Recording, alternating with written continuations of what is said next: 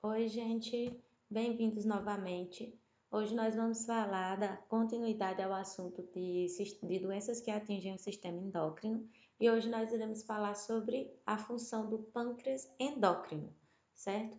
Nós já falamos um pouco sobre o pâncreas. A gente já falou do pâncreas quando a gente estava vendo as doenças ligadas ao sistema digestivo.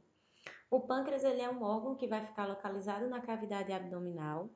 Esse órgão tem por volta de uns 20 centímetros, fica ali por trás do estômago, entre o baço e o duodeno, e ele tem duas funções bem divididas, né? Como a gente já falou, a função exócrina e a função endócrina. A função exócrina vai ser realizada principalmente pela produção de enzimas digestivas e a função endócrina pela produção de alguns hormônios, né? Principalmente a insulina e o glucagon. Falando um pouco sobre as células que compõem esse órgão, nós temos esse corte que a gente já viu quando falou do pâncreas exócrino. Aqui a gente consegue identificar os ácidos pancreáticos, né, que são o conjunto de células que é responsável por formar, né, produzir as enzimas pancreáticas que vão auxiliar na digestão. E aqui no centro a gente tem o que chama-se, né, de ilhotas de Langerhans. Essas ilhotas elas vão ser compostas por algumas células e cada célula vai ter um papel, né, importante para o funcionamento do organismo como um todo. A gente sempre destaca, né, duas principais células aqui, as células alfa e as células beta. As células alfas elas vão ser responsáveis pela produção do glucagon e as células beta, como a gente já bem sabe, né, de outras matérias, outros assuntos, elas vão produzir a insulina, né, que vai ser responsável aí pelo controle glicêmico no organismo.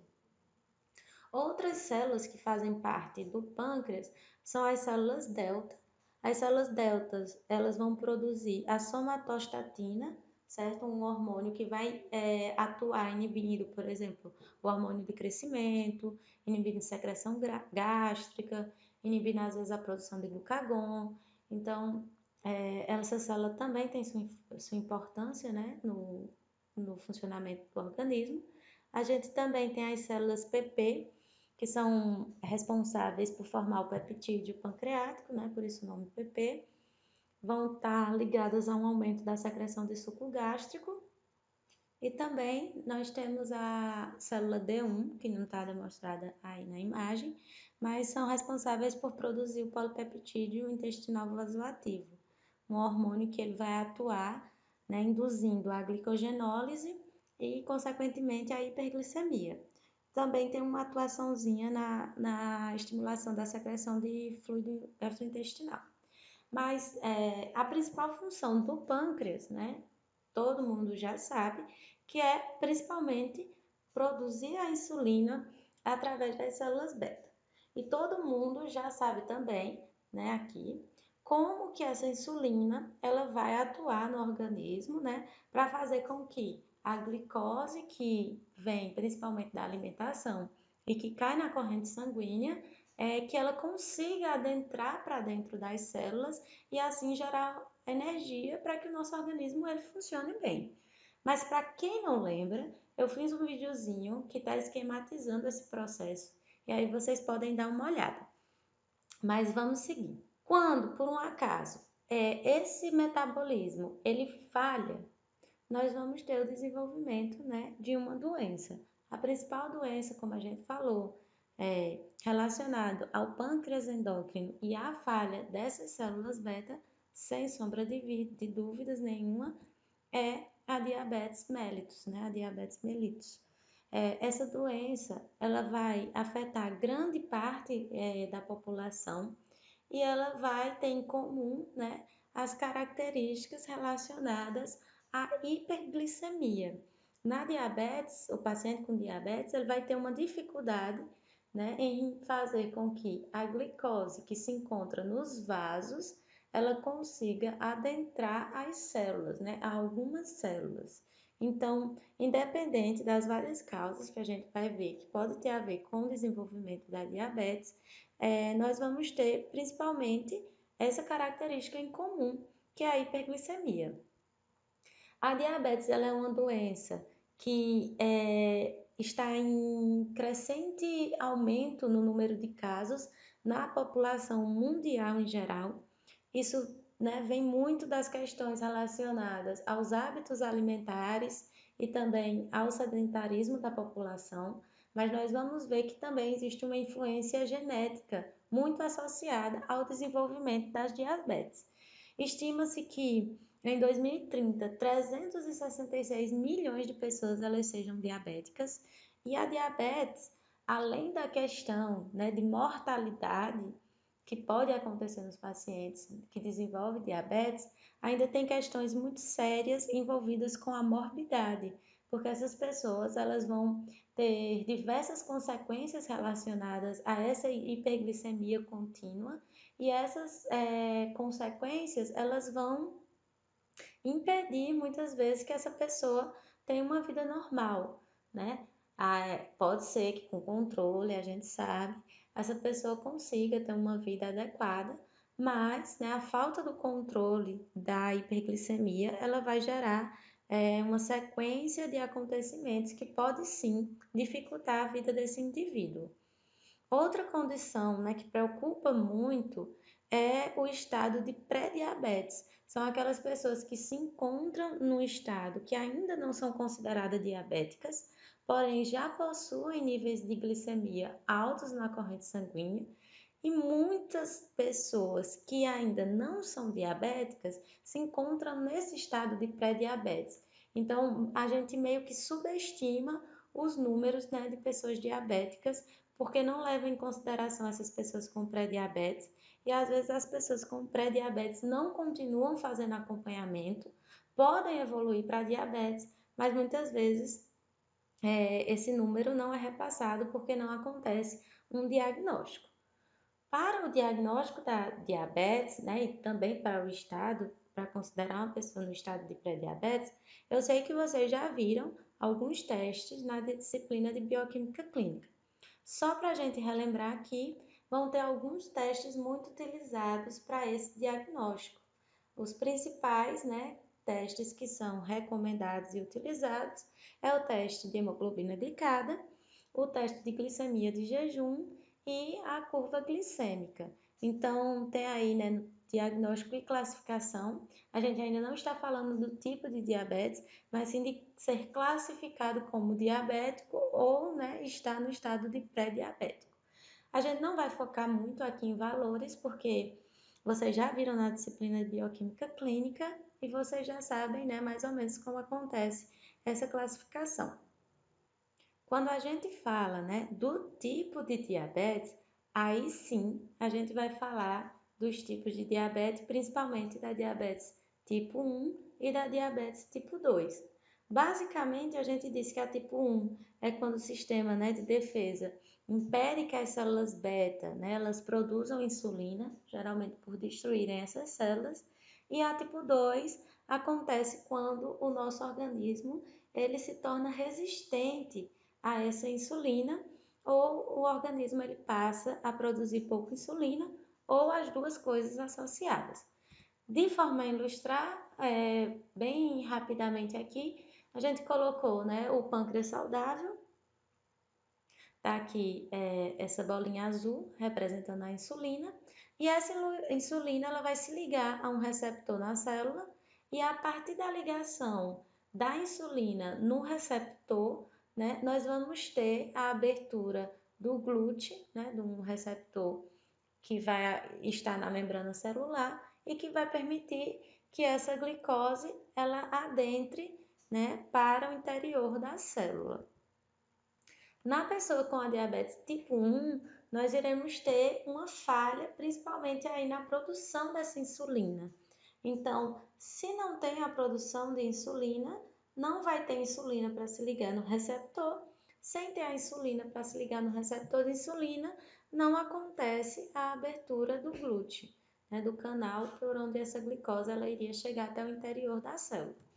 E no tipo 2, pode acontecer de continuar a produção de insulina, Em algum momento da vida desse paciente, essa produção pode até estar em excesso, só que a gente vai ver depois que essa produção ela também pode diminuir.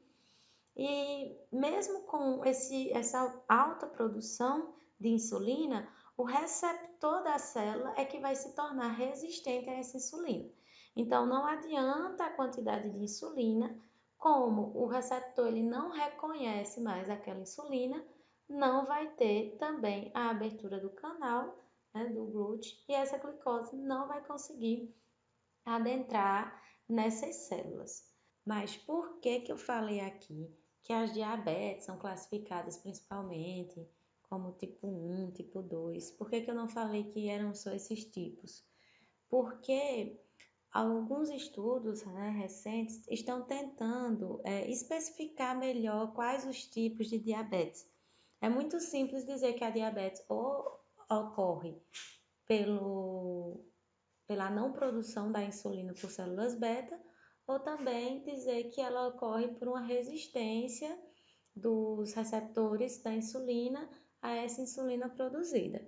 Então, algumas classificações mais específicas, elas vêm sendo utilizadas para alguns tipos específicos de diabetes. É claro que os tipos mais comuns é o tipo 1 e o tipo 2, nesse estilo mesmo que a gente já falou.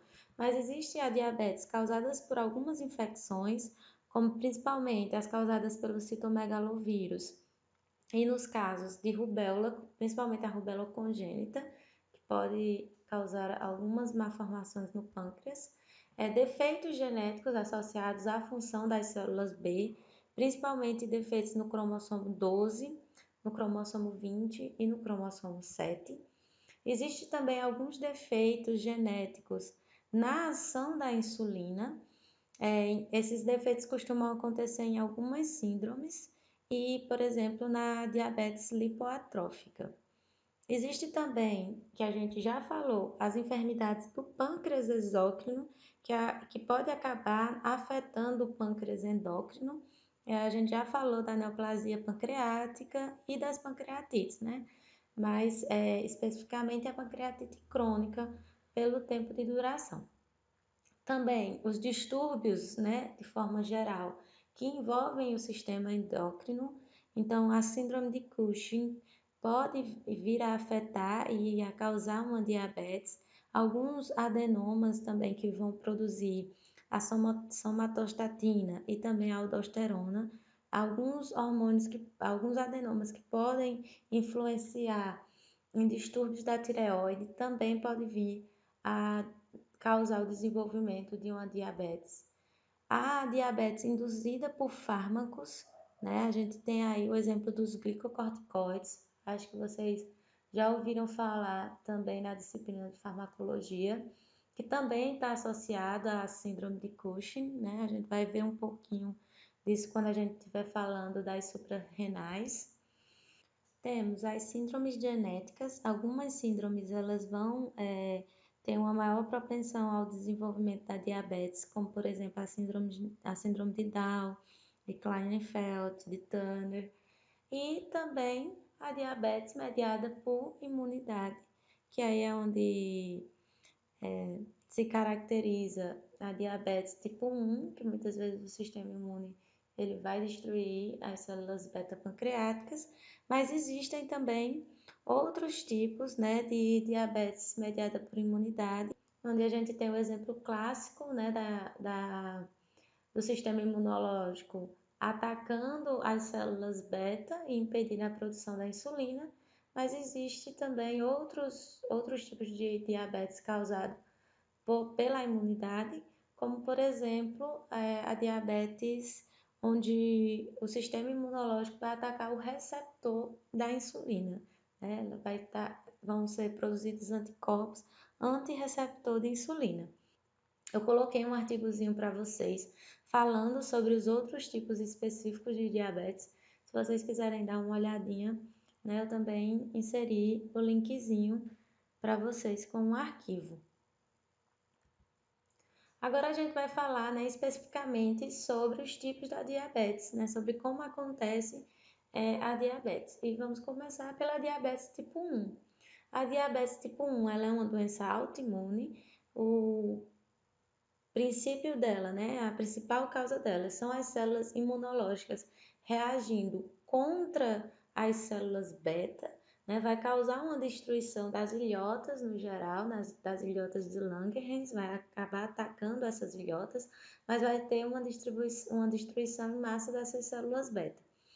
Geralmente, essa diabetes, ela vai demonstrar os primeiros sinais logo na infância, né, por ser uma doença onde o sistema imunológico inicialmente não reconhecia essas células como antígenos, né, mas após um tempo passou a reconhecer e a destruí-las.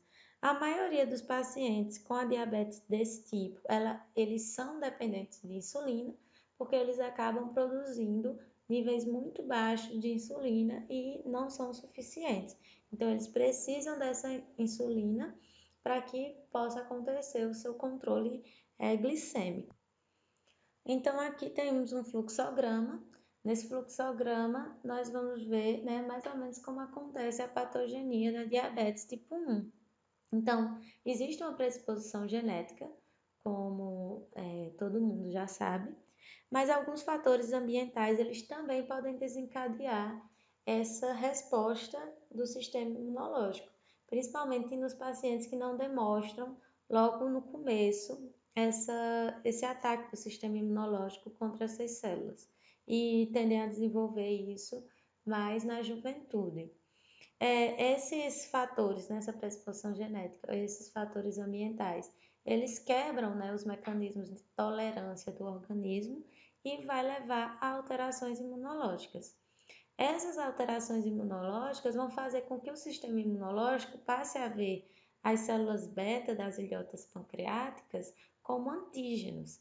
E aí, né, vão ativar uma série de células B, macrófagos, células NK, células dendríticas, os linfócitos, tanto o TCD4 quanto o TCD8, né? O sistema imunológico como um todo vai ser ativado e vai começar a produzir citocinas, mediadores, quimiocinas, né, óxido nítrico, espécies reativas de oxigênio e vão levar a uma lesão tecidual, que essa lesão tecidual vai acabar culminando com a destruição das células beta. Com a destruição das células beta, o indivíduo ele não vai conseguir produzir os níveis suficientes de insulina e aí não acontece, né, aquilo que a gente mostrou lá nas primeiras imagens. A insulina não vai se ligar ao receptor da insulina e não vai conseguir abrir, né, os glúteos para que essa glicose ela adentre no interior da célula. Na diabetes tipo 2, ela é considerada uma doença mais complexa e mais multifatorial. Hoje em dia, né, alguns estudos demonstram que a diabetes tipo 2 muitas vezes tem mais fatores genéticos associados do que a diabetes tipo 1. Isso vem, né, contra algo que a gente sempre achou por muito tempo, que a diabetes tipo 2 tinha muito mais a ver com hábitos de vida, hábitos alimentares. É claro que tem também, a gente não está esquecendo disso, né? Mas ela também tem um fator genético muito forte associado ao seu desenvolvimento. Por isso que eu coloquei até aqui uma imagenzinha de um prato e de genes, né? Tem muito a questão da alimentação, tem muito a questão do sedentarismo, mas também tem muito a questão dos fatores genéticos, né, da hereditariedade relacionada a essa doença. A diabetes tipo 2, ela vai envolver principalmente dois tipos, né, de efeitos metabólicos. Vai acontecer uma resposta diminuída dos tecidos à insulina, que é aquela famosa resistência à insulina, né, que vai ser produzida a insulina, só que quando a insulina chega lá no receptor, ela não vai ser reconhecida por aquele receptor. E também, né, pode estar associada a uma disfunção das células beta, que vai acabar produzindo insulina em quantidades inadequadas. Geralmente, essa disfunção das células beta acontece após, né, algum tempo dessa resistência à insulina ser apresentada. A gente pode ver melhor como isso acontece nesse esqueminha a seguir. Aqui nessa figura, nós vamos ver, né, mais ou menos como acontece esse processo, né, de desenvolvimento da diabetes tipo 2. Já se sabe que essa diabetes tipo 2, a gente já falou que ela tem uma predisposição genética, mas ela também está muito associada, né, aos fatores de vida. E uma coisa que é muito associada à diabetes tipo 2 é a obesidade. E nessa figura, né, ela começa demonstrando principalmente esse fator da obesidade. A obesidade, ela vai contribuir, né, a formação, o acúmulo de gordura nesses adipócitos vai contribuir, de forma geral, para os processos inflamatórios. Não se sabe ainda muito bem, não está totalmente esclarecido como a gordura, né, como a obesidade vai levar à resistência à insulina. Mas se sabe que a obesidade, essa gordura acumulada, ela vai levar à produção, né, de algumas citocinas, como as adipocinas. Aqui essa siglazinha FFAs são os Free Fat Acids, né, que são os ácidos graxos livres, e de forma geral, né, tanto pela ação dessas adipocinas, também desses ácidos graxos livres, né, vai levar a processos inflamatórios. Esses fatores, né, esses exemplos aqui de fatores, vão fazer com que uma pessoa que já tem uma predisposição, né, e muitas vezes já apresente um nível de resistência à insulina, com o passar dos anos, vá apresentando níveis maiores ainda dessa resistência. Como eu falei, né, vou repetir, não se sabe muito bem como a inflamação vai causando essa resistência, né, mas já se comprova que são dois fatores que estão intimamente ligados. Essa resistência à insulina é o que vai fazer, né, com que aquela insulina que está sendo produzida lá pelas células beta, ela não consiga, né, se ligar aos receptores, porque o receptor ele não reconhece mais aquela insulina, e sem a ligação entre o receptor de insulina e a insulina que foi produzida pelo pâncreas, não vai acontecer a abertura da célula para a glicose. É interessante também a gente pensar aqui em outra coisa que costuma acontecer no paciente diabético, né? Quando acontece essa resistência à insulina, aqui a gente tem um exemplo das células beta normal, né? As células beta funcionando normalmente, como é que vai estar a secreção da insulina? Normal. Como vai estar a quantidade de glicose sanguínea? Normal. Quando começa a se apresentar essa resistência à insulina, a primeira reação que essas células beta elas vão ter é uma relação de tentar compensar essa insulina que, né, o nosso organismo vai entender que não está sendo suficiente. Então, no começo da diabetes mellitus tipo 2, né, no começo da resistência da célula a essa insulina, as células beta elas vão aumentar a secreção de insulina. Só que mesmo ela produzindo, né, essa insulina em uma maior quantidade, o organismo ele continua tolerante à glicose. Então, essa tolerância à glicose ela vai estar de normal a prejudicada. Durante um tempo, talvez até o aumento dessa insulina consiga ainda mascarar um pouco aquilo que já está acontecendo, né? Que são essa resistência. E também com o tempo, essas células beta, elas não vão conseguir, né, estar o tempo todo ali nesse trabalho excessivo. Então, as células beta, elas vão começar a falhar. E aí, se elas começam a falhar, porque também elas estão vendo que não vai ser, não é esse o problema não é a secreção de insulina, ela começa a produzir também menos insulina, porque ela já vai ver que isso não é mais o problema principal, né? O problema principal não é a quantidade de insulina, E aí sim, né, aqui mais nesse ponto, onde começa também a ter uma falha das células beta, é que a gente vê a diabetes totalmente instalada. Não significa que aqui, nesse momento de compensação, já não esteja, né, não possa estar o paciente diabético. Pode sim, né? Mas com o tempo da diabetes, o quadro vai ser esse aqui. Além da resistência à insulina, esse paciente ele também começa a produzir menos insulina do que é o normal, porque ele já vê que aquela insulina produzida de todo jeito ela vai ser insuficiente, porque o problema não é a quantidade, e sim o reconhecimento que não está acontecendo. Quando a gente fala das características clínicas do diabetes, nós vamos ter, né, alguns sintomas, algumas características muito associadas à diabetes. As três principais, que a gente já falou até quando falou do pâncreas exócrino, é a poliúria, a polidipsia e a polifagia.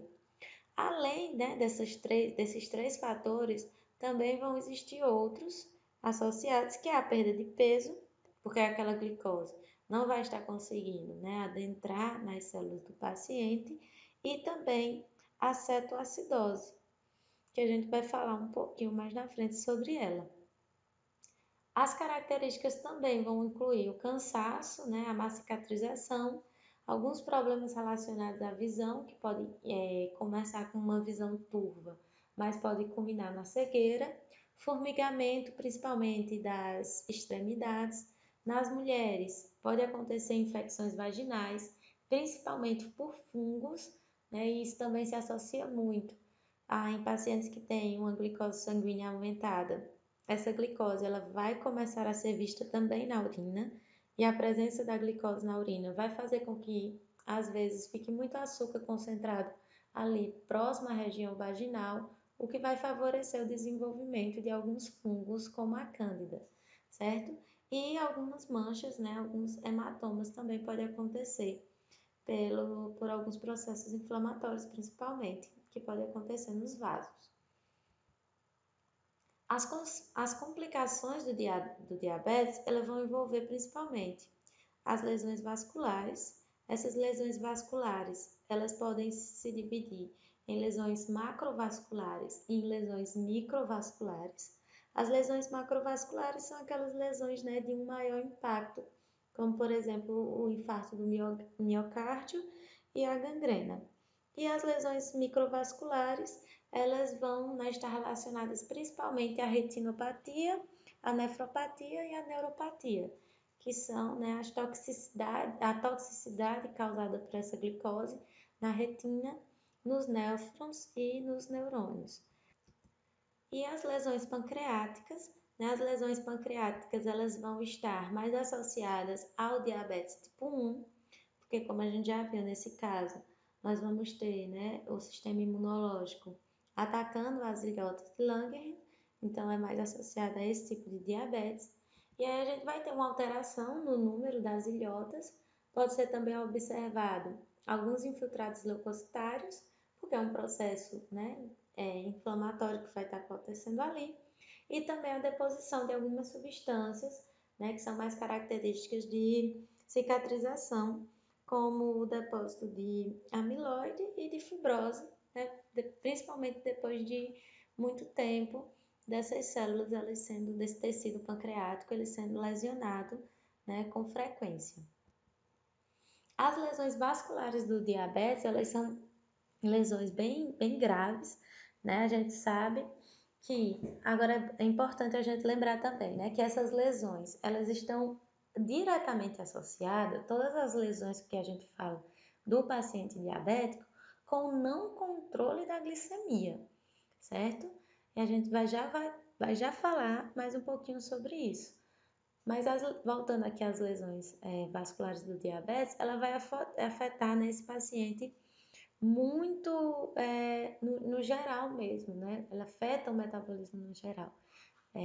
Então, vai estar associado, como a gente já falou, à cegueira, né? Pode ter alguma retinopatia, pode ser a causa de infartos vasculares cerebrais, de pequenas hemorragias, pode auxiliar, né, esse paciente a desenvolver uma hipertensão, pode estar associada ao desenvolvimento do infarto do miocárdio, a inflamações relacionadas ao próprio pâncreas, a formação de placas de ateroma. É muito comum no paciente diabético a aterosclerose vascular periférica.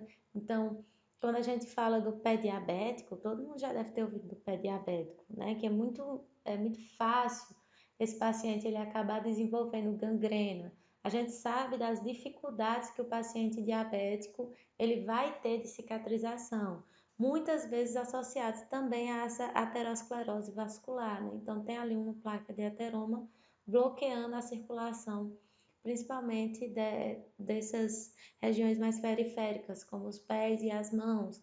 Então, isso vai fazer com que essa infecção ela acabe gangrenando, né? Às vezes, uma unha encravada pode, em um paciente diabético, resultar na perca do pé, né? Até da perna como um todo. E aí, existem os processos associados àquela amputação. Então, começou com uma unha encravada. É muito comum no paciente diabético que não controla a glicemia, você vê algo bem simples, como eu falei, do encravada, ela ia evoluindo, porque acontece a gangrena do dedo, retira-se o dedo, só que para retirar o dedo é um processo cirúrgico. Então, aquela cirurgia inicial ela não cicatriza e ela vai evoluindo e precisa fazer a retirada do pé, a retirada da perna, né? Então, tem que ter muitos cuidados associados a processos inflamatórios, né, e infecciosos nesses pacientes com diabetes. E existe a neuropatia também, que é quando essa glicose ela começa a ser tóxica, né, para os nervos. Então é muito comum que o paciente ele sinta, por exemplo, formigamento nas extremidades, né, nas mãos e nos pés. Agora, quando a gente fala de tudo isso, eu acabei de dizer que está muito associado àquele paciente que não consegue controlar os níveis de glicose. Então, todo mundo sabe mais ou menos alguma coisa que acontece com o paciente diabético. Todo mundo sabe mais ou menos que é a glicose que está associada a isso. Mas às vezes a gente não consegue entender como que a glicose ela vai se tornar tóxica e ela vai realizar, né, ela vai fazer com que aconteça todos esses problemas no paciente diabético. Então, quando a gente fala desse nível glicêmico aumentado na corrente sanguínea, causando essa série de problemas, a gente está falando, né, de glicotoxicidade. E quando a gente fala da glicotoxicidade, nós vamos ter algumas vias que são responsáveis por esses efeitos deletérios, né? Por fazer com que essa glicemia, com que essa glicose, né? Com que essa hiperglicemia, ela se torne tóxica na corrente sanguínea. A primeira via que a gente vai falar é da formação de produtos finais da glicação avançada. Os produtos finais da glicação, né, eles são formados como resultado das reações que elas vêm, né, a partir dos derivados da glicose. Então, esses produtos finais, eles vão se ligar a receptores que são expressos por algumas células inflamatórias. Só que qual é o problema? Num indivíduo normal, esses produtos, né, finais da glicação avançada, eles vão estar em níveis baixos. Já na hiperglicemia, eu vou ter muitos produtos finais da glicação avançada. Esses produtos eles vão fazer, né, muita ligação nos receptores das células inflamatórias. E essas células inflamatórias, principalmente, né, os macrófagos e as células T, eles vão se encontrar em tecidos como o endotélio e o músculo liso vascular.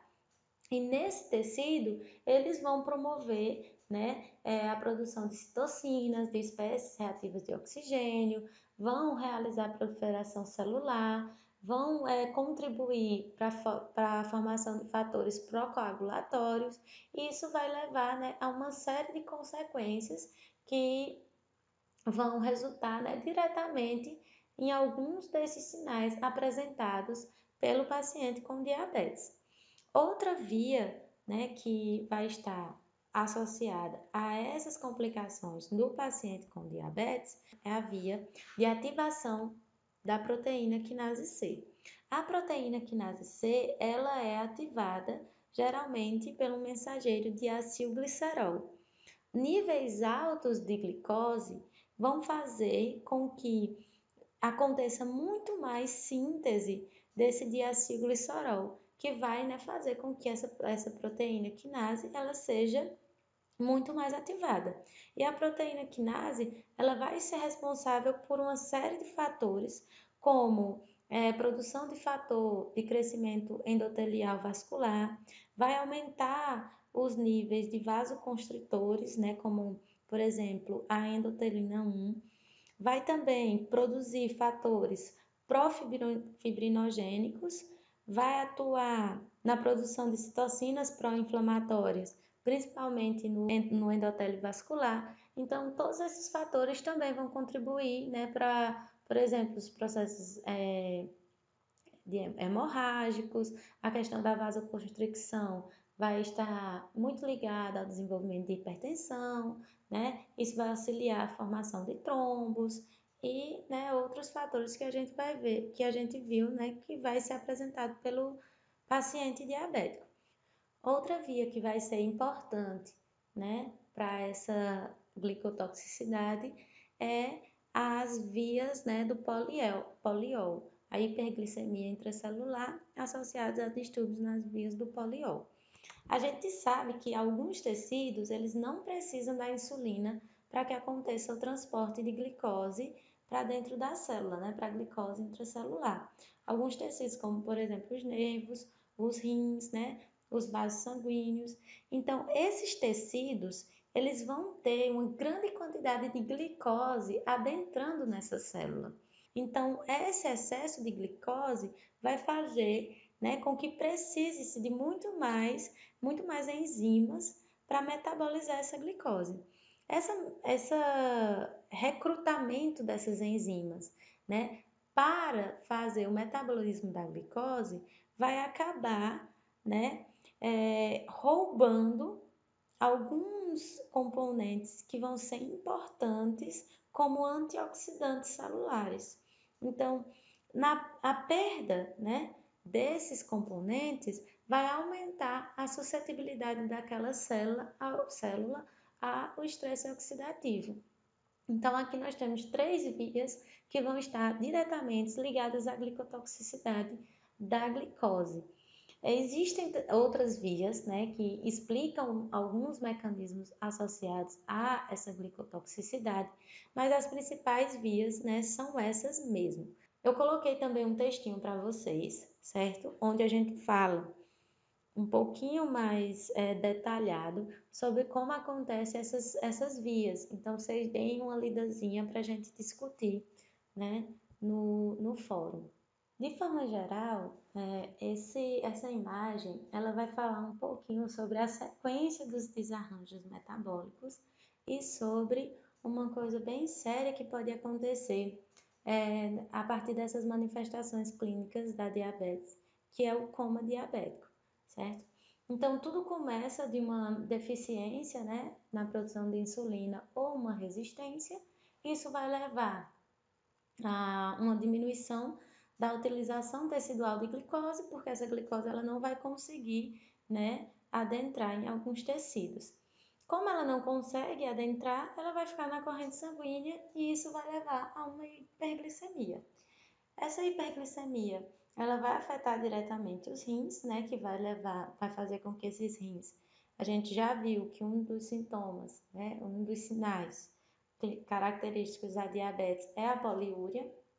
Então, esse rim, ele vai tentar, né, fazer com que essa glicose que está em excesso, ela saia através da urina. Só que uma coisa importante da gente pensar é que se não tem glicose dentro da célula, né, fazendo com que essa célula ela vá produzir sua energia, o organismo ele continua precisando funcionar. Então, ele vai procurar outras fontes, né, para que possa, né, ser gerada energia e para que ele possa é, realizar suas funções. Uma dessas fontes vai ser o tecido adiposo e os ácidos graxos livres, né? Então, ele vai começar a fazer a quebra dessa gordura, né? Para gerar energia. O fígado, né, em condições normais, ele também não iria participar desse processo, mas com a falta de glicose, ele vai começar a também realizar essa quebra de gorduras, e essa quebra de gordura, ela vai levar à produção de corpos cetônicos. E essa produção de corpos cetônicos, né, vai levar a uma cetoacidose. Cetoacidose, como vocês já viram, né, é quando acontece uma mudança do pH sanguíneo. E por que essa cetoacidose ela vai ser muito importante a gente prestar atenção? Porque o nosso organismo ele é feito para funcionar, né, com um pH específico. A gente consegue, né, tem um sistema tampão que faz com que a gente consiga passar por algumas oscilações, mas quando o pH, né, sanguíneo ele fica muito ácido, ele não vai permitir que a maioria das nossas reações elas aconteçam, porque nós não estamos preparados para, né, que essas reações elas aconteçam num pH mais ácido. E essa acidose ela pode levar ao coma diabético. O coma diabético ele também pode acontecer por causa da poliúria, né? A gente já falou que a hiperglicemia vai levar à poliúria, e essa poliúria, quando o rim, né, o organismo, ele aumenta o volume de urina para tentar perder a glicose, ele também faz o que a gente chama de depressão de volume. Essa depressão de volume é quando o rim, através da urina, ele não perde só a glicose, né? Ele acaba perdendo muitos íons que também, né, auxiliam no processo celular e no funcionamento do organismo. Então, muitos íons vão ser importantes para que cada célula funcione. Então, também um dos motivos pelo que o paciente ele pode entrar em coma diabético é pela depressão de volume. Então, só, né, esquematizando aqui melhor. Uma das consequências graves do diabetes é o coma diabético. E esse coma diabético ele pode ser causado pela cetoacidose e pela depressão de volume. E por que a gente está dando uma importânciazinha a essas duas coisas e a questão do coma diabético? Porque todas as outras consequências da diabetes, elas são consequências que geralmente demoram anos, né? Demoram meses para acontecer. Meses de uma hiperglicemia contínua, né? De continuamente aquela pessoa estando com níveis altos de glicemia e essa glicemia causando aquela toxicidade que a gente já viu e essa toxicidade causando uma série de danos. O coma diabético não precisa de anos, certo? Então, o paciente que está há poucas horas até com volumes muito altos de glicose na corrente sanguínea, ele pode evoluir muito rapidamente para um coma diabético, certo? Então, a cetoacidose e a depressão de volume, eles são considerados emergências médicas, porque muito rapidamente esse paciente ele pode entrar em coma e também pode vir à morte por causa desses níveis altos de glicose na corrente sanguínea. Outra coisa que é importante só a gente lembrar é que é mais comum esse coma diabético em pacientes com a diabetes do tipo 1, certo? É uma deficiência da produção de insulina, principalmente quando é relacionada à cetoacidose. Mas isso não significa que não possa acontecer em pacientes com diabetes tipo 2, principalmente se esse paciente ele estiver passando por algum outro tipo de estresse, né, como alguma outra doença associada ou, por exemplo, uma infecção causada por algum micro-organismo. Aqui vocês com certeza já viram isso em bioquímica clínica, mas não custa nada a gente relembrar algumas coisas. Então, eu coloquei aqui alguns exames que vão ser envolvidos no diagnóstico e no acompanhamento laboratorial do paciente, né, com diabetes. Então, tem aí a glicemia de jejum, a hemoglobina glicada, o teste oral de tolerância à glicose, a glicemia pós-prandial, a dosagem de glicose na urina, as dosagens de autoanticorpos, né, principalmente envolvidos na diabetes tipo 1 e nas diabetes autoimunes de forma geral, e a dosagem sérica de peptídeo C, que também é muito associado ao paciente com diabetes tipo 1, né? Esse exame vai ajudar a perceber, né, quanta insulina esse paciente ele ainda está produzindo ou ele produz. Isso vai ajudar, por exemplo, a determinar a dose, né, de insulina que aquele paciente ele deve receber. Esse era o conteúdo que a gente tinha para falar, né, sobre pâncreas endócrino. A gente acabou de ver. Eu peço que vocês leiam o material, né, sobre as vias pela qual a glicose vai causar toxicidade. Se quiserem dar uma olhadinha também, né, no artigo que eu estou enviando sobre os vários tipos de glicose, vai ser bom, né? Conhecimento nunca é demais. Então, aguardo vocês no nosso encontro, né, da segunda-feira e até mais.